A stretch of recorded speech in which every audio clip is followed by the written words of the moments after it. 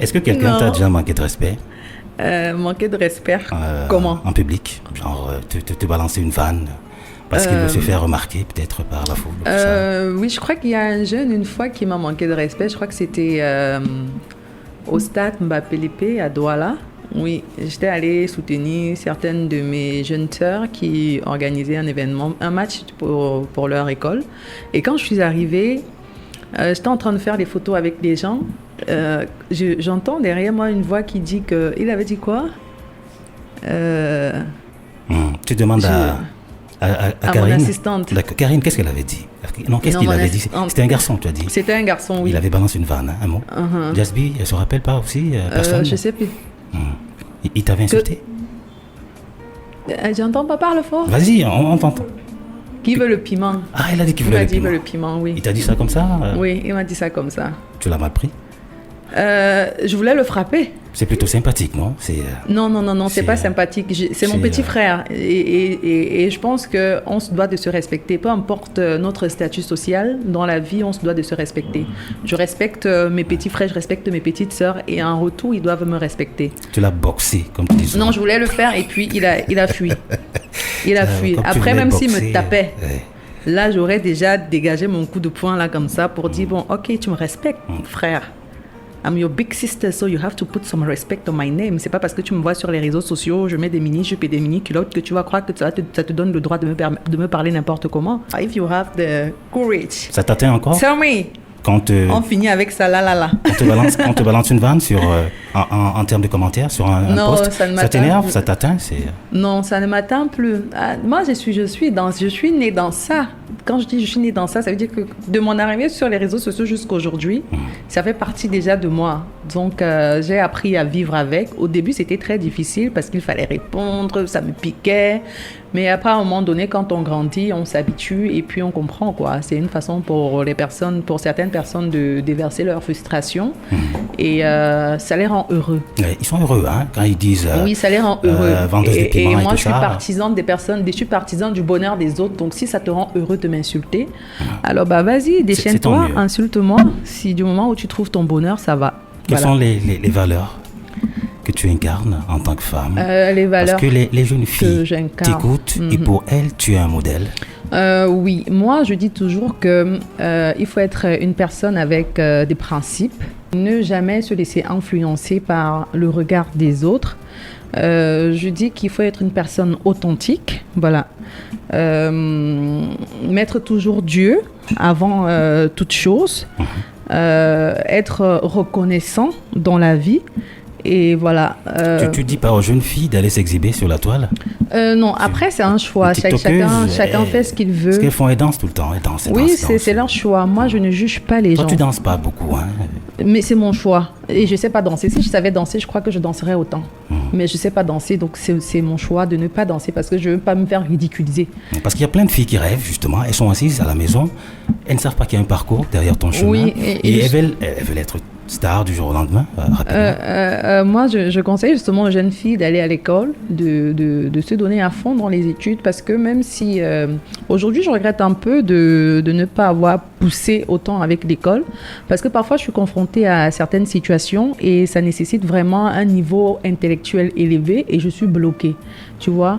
Donc, je dirais surtout aux jeunes filles de se concentrer, d'avoir un minimum scolaire avant de commencer à faire carrière, même si c'est qu'elles décident de faire carrière en même temps que l'école, il faut vraiment que l'école ait sa place dans leur éducation. D'accord. Cynthia Fiangan a dit que tu es son modèle.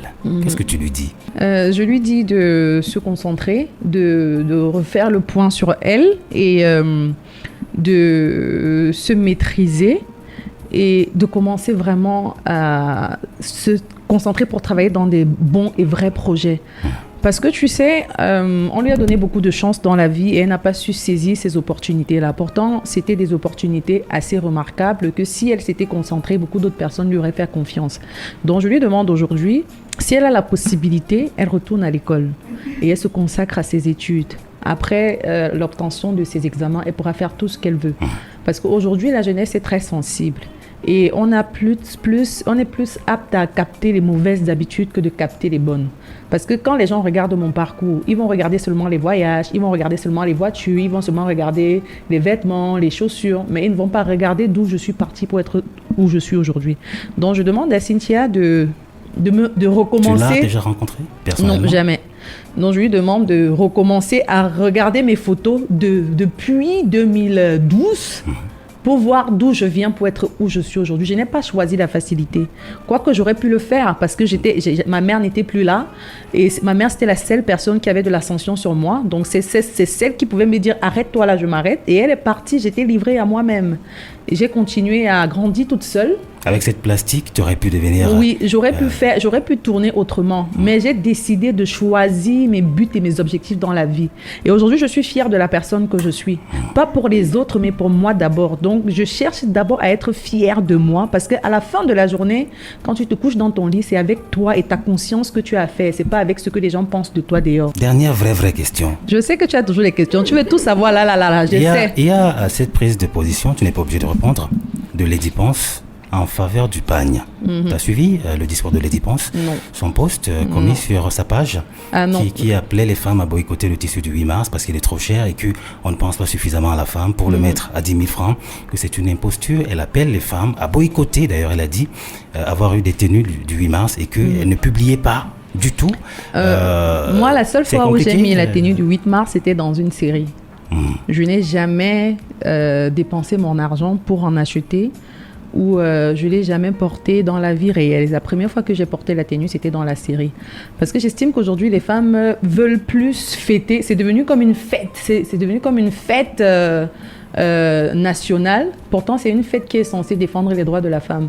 Donc, je pense que beaucoup de femmes aujourd'hui devraient s'intéresser aux causes qu'on veut défendre que de s'intéresser essentiellement au pain. Donc après, maman Lady Ponce, elle a ses raisons. Je ne sais pas pourquoi. Elle a dit, elle a ses raisons. Et moi, honnêtement... Tu penses qu'elle est chère à 10 000? Je ne sais pas. Je n'en mets pas. Je ne sais pas. Tu mets pas? Tu t'es pas en pain le 8 mars? Non. D'accord. Non. Tu le mets juste... Je te dis que la seule fois que j'ai mis le pain, c'était dans une série. Un plateau. Oui. Merci beaucoup. Comment tu trouves RFO?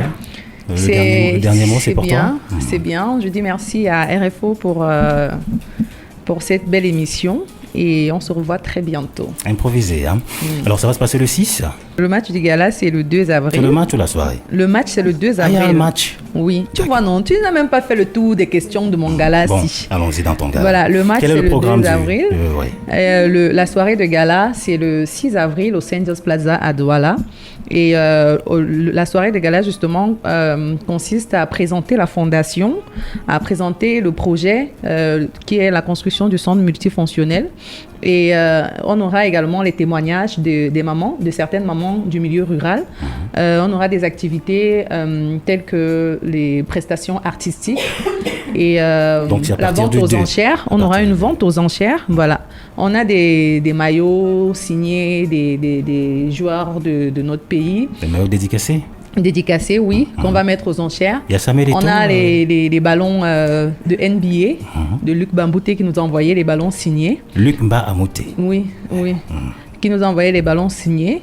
Et on a beaucoup de trucs comme ça, des célébrités qu'on va mettre aux enchères. Voilà. Il y en aura beaucoup, des célébrités, j'imagine, hein, tout le monde. Oui. Tout le gratin des stars du Cameroun. D'accord, ça va? La bataille des chéris, ça se passe bien? Oui, ça se passe super bien. Très bien. Affaire à suivre. Affaire à suivre. On peut pas en parler. On peut pas en parler en 1 heure. On peut pas te parler de tout en 1 heure. Merci beaucoup. Donc, merci beaucoup. Je vous envoie plein de bisous, mes braves. Ouais, c'est maintenant la signature, mes braves. Alors, notre brave, merci beaucoup. Applaudissements pour Muriel Blanche. Direction 106.8 FM, RFO. J'adore ma radio.